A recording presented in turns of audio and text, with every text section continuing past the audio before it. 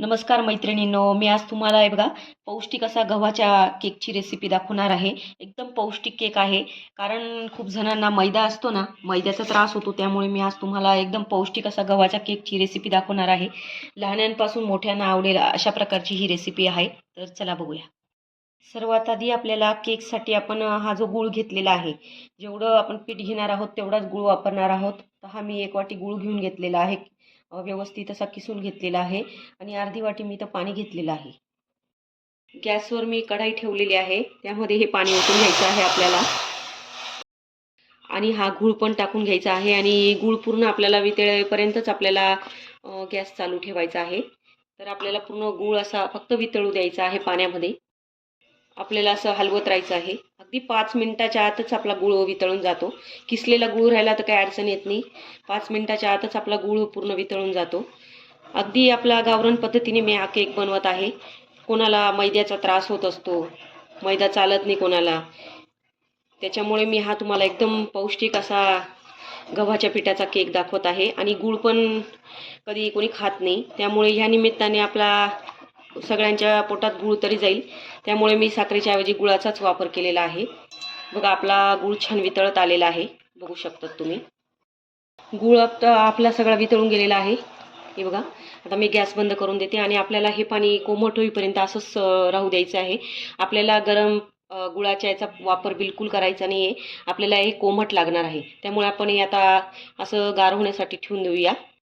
आता इथं आपण मोठं मिक्सरचं भांडं घेतलेलं आहे. त्यामध्ये आपण हे गव्हाचं पीठ टाकत आहोत. आपण जे पोळींसाठी वापरतो तेच पीठ इथं वापरलेलं आहे. आणि हा अर्धी वाटी मी रवा घेतलेला आहे. तुम्ही रवा जाड बारीक कोणताही घेऊ शकतात.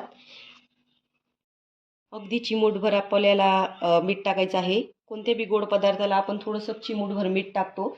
आणि अर्धी वाटी आपल्याला ही एकदम घट्ट अशी दही घ्यायची आहे आणि ती पण यात टाकून घ्यायची आहे. अर्धा चमचा इथं मी व्हॅनिला इसेन्स घेत आहे, ते टाकून घेत आहे. आणि आता आपल्याला हे व्यवस्थित मिक्सरमधून व्यवस्थित फिरून घ्यायचं आहे. मी एकदा गरकी मारून घेतलेला आहे, कारण त्याच्यात आपण दही टाकलेली होती त्यामुळे.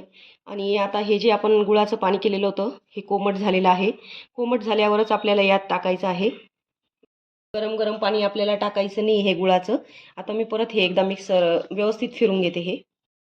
हे बघा मैत्रिणींनो, आपण मिक्सरमधून व्यवस्थित फिरून घेतलेलं आहे. बघा किती छान झालेलं आहे. आता आता हे व्यवस्थित आपल्याला एका वाटीमध्ये काढून घ्यायचं आहे. बघू शकता तुम्ही कसं घट्ट झालेलं आहे हे. हे बघा मैत्रिणींनो, सगळं बॅटर व्यवस्थित काढून घेतलेलं आहे मी. आता याच्यावर झाकण ठेवून आपल्याला याच्यात आपण रवा टाकलेला होता, त्यामुळे आपल्याला हे थोडं फुलण्यासाठी 10 मिनिटासाठी आपल्याला बाजूला ठेवून द्यायचं आहे. ही मी गॅसवर कढाई ठेवून घेतलेली आहे. आपण गॅसवरच केक करणार आहोत, कारण प्रत्येकाकडे मायक्रोवेव्ह नसतं. त्यामुळे मी तुम्हाला आज गॅसवरच दाखवणार आहे. अगदी सोप्या पद्धतीने इझिली केक होऊन जातो. तर आपल्याला हे आधी 10 मिनटं कढाई गरम करण्यासाठी अशी ठेवून द्यायची आहे झाकून. म्हणजे आपलं पीठ पण मुरून राहिलं आहे आणि आपली कढाई पण व्यवस्थित गरम होणार आहे. अगदी बारीक गॅसवर 10 मिनिटासाठी आपल्याला ही कढाई आता गरम होऊ द्यायची. 10 मिनटं झालेली आहे आपल्या या बॅटरला. मी 1 चमचा मी इथं बेकिंग पावडर टाकलेली आहे. आणि हे बघा, हे बेकिंग सोडा आहे अर्धा चमचा. आणि आपल्याला थोडंसं अगदी 2 ते 3 चमचे आपल्याला दूध टाकायचं आहे यात, कारण हे व्यवस्थित मिक्स झालं पाहिजे. आपलं बॅटर थोडंसं घट्ट झालेलं आहे, त्यामुळे हे असं एका बाजूनेच आपल्याला हलवायचं आहे. सगळं बॅटर व्यवस्थित मिक्स करायचं आहे सगळं. हे सर्व व्यवस्थित मिक्स झालेलं आहे मैत्रिणींनो. अगदी पीठ छान फुललेलं आहे आपलं.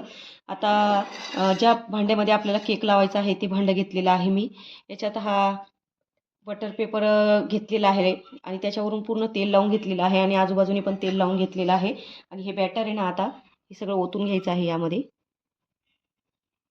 बॅटर ओतून झालेलं आहे आणि तुमच्याकडे जे ड्राय फ्रूट्स असतील ते तुम्ही याच्यात टाकू शकतात. कोणते पण असतील ते टाकू शकतात. मी इथं बदाम टाकत आहे, काजू लावत आहे. आपल्याला आवडेल ते टाकू शकतो आपण यामध्ये वरून सण. आता आपण हे बेक करायला ठेवूया. आपली कढाई छान गरम झालेली आहे. आता यामध्ये हा केक ठेवायचा आहे आपल्याला. आणि आपल्याला 30 ते 35 मिनिटं आपल्याला व्यवस्थित याला होऊ द्यायचं आहे. आता आपल्या केकला 40 मिनटं झालेली आहे मैत्रिणींनो. मी हे उंच का बरं ठेवलं, कारण की ना केक फुलत होता ना, तर ते ते जे ट्रान्सपरंट होतं ना ते झाकण, तर ते मी काढून टाकलेलं. म्हणजे अजून फुगला आहे बघा केक. 40 मिनटं लागलेले आहे आपल्या केकला. हे बघा तुम्हाला हे टाकून दाखवते. हे बघा एकदम परफेक्ट असा आपला केक तयार झालेला आहे. मी आता गॅस बंद करून देते. आपल्याला हे बघा मी केक काढून घेतलेला आहे. आपल्याला केक थोडासा 10-15 मिनिटासाठी गार होण्यासाठी ठेवून द्यायचा आहे. मग आपल्याला काढायचा आहे मैत्रिणींनो. त्याच्यावर मी फक्त रुमाल टाकत आहे. म्हणजे वरचा जो भाग असतो ना तो कडक होत नाही आपल्या केकचा. आता आपण केकला काढून घेऊया. हे बघा किती छान आपला केक निघालेला आहे एकदम. आता केकला आपण हे बघा सुलट करूया. बघा आपला केक हे बघा किती स्पंजी झालेला आहे. तर हे बघा मी केक कापत आहे. एकदम सॉफ्ट झालेला आहे आपला केक आणि एकदम पौष्टिक आहे हा केक गव्हाचा असल्यामुळे. मी तुम्हाला कापून दाखवते, लेअर काढून दाखवते. हे बघा किती स्पंजी झालेला आहे आपला केक, बघू शकता तुम्ही. तर नक्की ट्राय करा ह्या गव्हाच्या पौष्टिक केकची रेसिपी. माझे व्हिडिओ आवडत असेल तर माझ्या चॅनलला सबस्क्राईब करा, लाईक्स करा, कमेंट करा आणि मला सपोर्ट करा. धन्यवाद.